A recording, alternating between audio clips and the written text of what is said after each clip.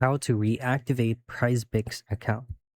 Now in this quick video, I'm going to provide you details and additional information as to how you can reactivate your Prizepicks account.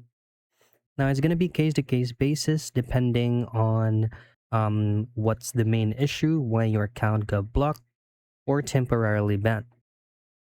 But the very main thing that you can do here, since you no longer have access with the application, is to use your web browser.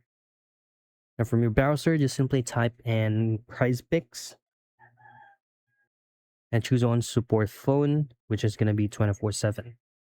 Now you're going to be seeing a lot here, but all you have to do is to pick which is going to be the very first link that says Prizepicks Help Center. And then you just go immediately to the chat support agent tab and then provide your details that you used to log in into your Prizepicks account so that you will be catered with a live support.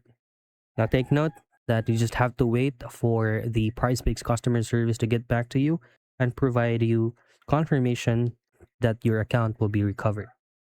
And that's how you reactivate Prizepicks account.